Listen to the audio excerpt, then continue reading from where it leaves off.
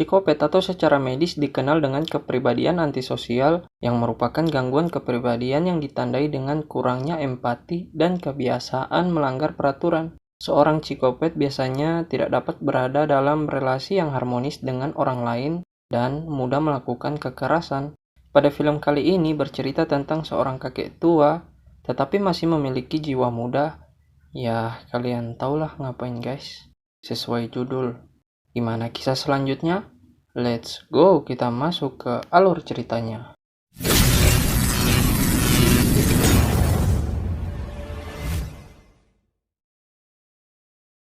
Di awal film kita diperlihatkan dengan model cantik, kita sebut saja Donna agar mudah diingat. Donna sedang memandu manajernya untuk mundur dari jalan satu arah. Kemudian wanita ini adalah Cici, dirinya adalah wanita geli-geli, terlihat dirinya lari dari rumah seseorang karena om-om ini tidak mau membayar. Setelah itu, Cici dan Donna berpapasan. Cici yang kesal karena om tadi tidak mau membayar dirinya, sempat marah nggak jelas kepada Donna. Kemudian dalam perjalanan, Donna ditelepon kakaknya, kita sebut saja Lina. Sebelum Donna dan manajernya sampai ke tujuan, mereka singgah untuk makan sop ayam di warung kakek tua. Di sisi lain, Donna mengeluh kepada manajernya di tempat itu susah mendapatkan sinyal. Kemudian kakek tua ini mengajak manajernya Donna untuk ke belakang. Alasannya untuk meminta tolong mengangkat barang di gudang. Donna yang sibuk telepon dengan Lina kakaknya tidak mengetahui manajernya ke gudang. Setelah itu kakek tua ini meminta tolong kepada manajer itu untuk mengangkat semen. Tiba-tiba kakek tua ini langsung membuat manajer kenok. Donna yang mencari manajernya. Kemudian Donna menemukan manajernya di dalam gudang dan langsung di-end oleh kakek tua ini guys. Pro player. Donna berusaha kabur namun dihadang oleh guguknya si kakek. Kemudian kakek langsung membuat Donna pingsan. Malam harinya Donna terbangun di sebuah kurungan guguk milik si kakek. Entah apa tujuannya, dengan berjalannya cerita semua akan terungkap. Belum juga sehari, si kakek menyuruh Donna untuk melepaskan bajunya. Ya elah. Kemudian karena terpaksa, Donna langsung melepaskan pakaiannya. Setelah itu, si kakek ingin mengajak Donna merayakan ulta. Kakek Sakni ini menyuruh Donna meniup 3 lilin. Lalu, si kakek mengatakan arti 3 lilin ini adalah 2 korban sebelum Donna. Kakek mengatakan 2 orang sebelumnya tidak mematuhi dirinya untuk digenjot. Ya, jadi dihabisi. Kek, udah tua bertobat napa? Kemudian kakek Sakni ini nggak tahu ngapain. Dikatakan nyanyi suaranya fales. Dikatakan baca puisi liriknya aneh.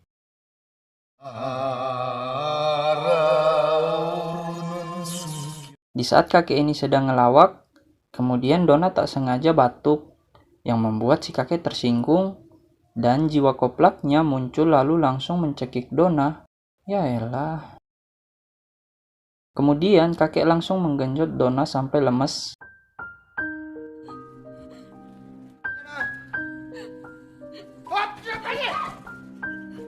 Lemes kan? Ngeri, jiwa muda cuy. Keesokan harinya, Lina melaporkan adiknya hilang kontak di kota tempat kakek Sugiono ini tinggal. Pak Pol dan Lina berdebat masalah hilangnya Donna. Kata Pak Pol, Lina belum mempunyai cukup bukti untuk menangkap Sugiono. Di sisi lain, Sugiono mulai sakne dan langsung datang kepada Donna. Kemudian Sugiono menyuruh Donna untuk memainkan lilinnya. Tetapi Donna terlihat kurang sehat. Ternyata lilinnya digigit oleh Donna. Semua itu membuat Sugiono kesal dan langsung menghukum Donna. Saat Sugiono memberikan makan kepada ibunya, tiba-tiba Lina datang dan menunjukkan foto Donna kepada Sugiono. Ya, jelas Sugiono mengelak cuy. Kemudian, Lina berpapasan dengan Cici, lalu dirinya menunjukkan foto Donna. Kemudian Cici ingat bahwa Donna sempat singgah di rumah Sugiono. Setelah itu, Lina melaporkan ke kantor polisi. Entah apa yang merasuki Pak Pol tua ini sehingga tidak mau memeriksa rumah Sugiono. Tak lama setelah itu, polisi muda ini mengajak Lina untuk memeriksa rumah Sugiono. Dalam perjalanan, mereka mengobrol mengapa Sugiono masih sendiri. Kemudian Pak Pol tua ini mengatakan Sugiono ditinggal istrinya, mungkin istrinya selingkuh. Tetapi kenyataannya Sugiono adalah psikopat. Ya, jelas mana ada wanita yang mau dikasarin, cuy. Setibanya mereka di rumah Sugiono, mereka ingin memeriksa gudang bawah tanah tempat Dona disekap. Lalu, Sugiono memberikan kunci gudang dan pergi begitu saja. Kemudian Lina dengan polisi muda ini memeriksa gudang bawah dan ternyata kosong. Setelah itu mereka langsung pergi.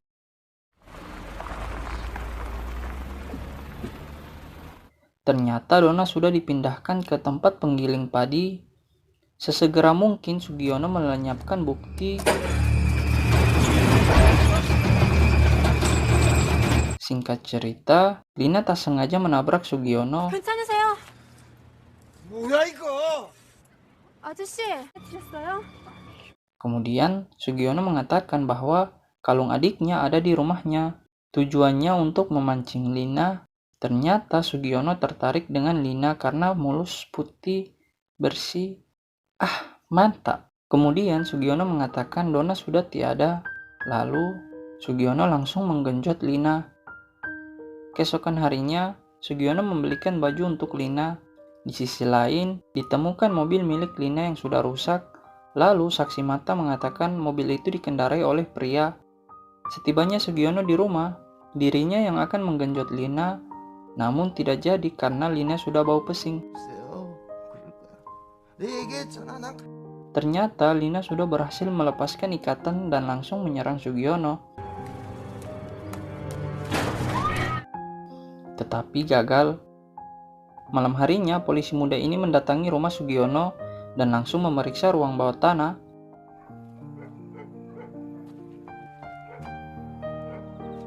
Kemudian, Sugiono bertemu dengan om-om yang di awal film. Om itu sudah mengetahui perbuatan Sugiono, tetapi om ini hanya menginginkan tanah milik Sugiono. Karena psikopat rata-rata cerdas, Sugiono memancing om ini untuk ke gudang dan langsung dihabisi.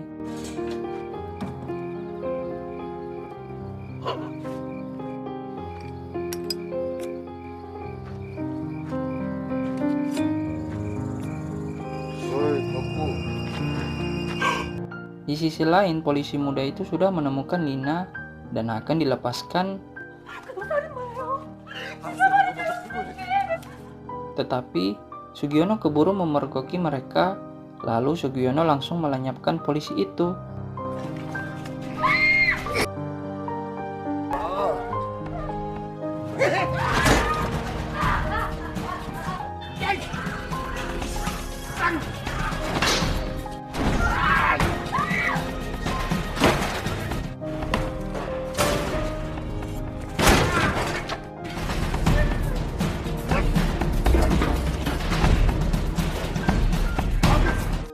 Dan kemudian si Koplak mengejar Lina, tetapi Sugiono tidak menemukan Lina.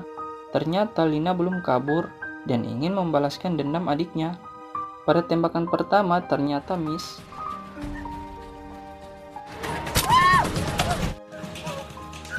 Tetapi pada tembakan kedua langsung membuat Sugiono knock.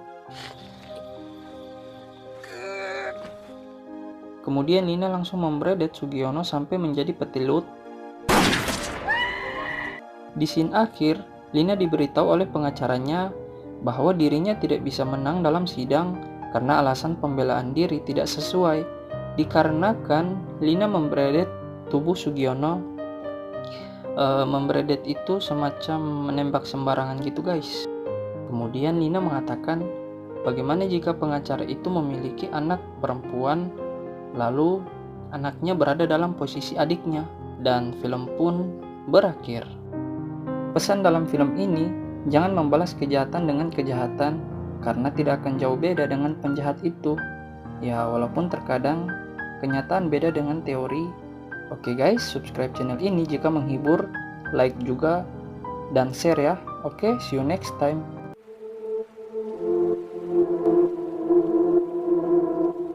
안 돼요?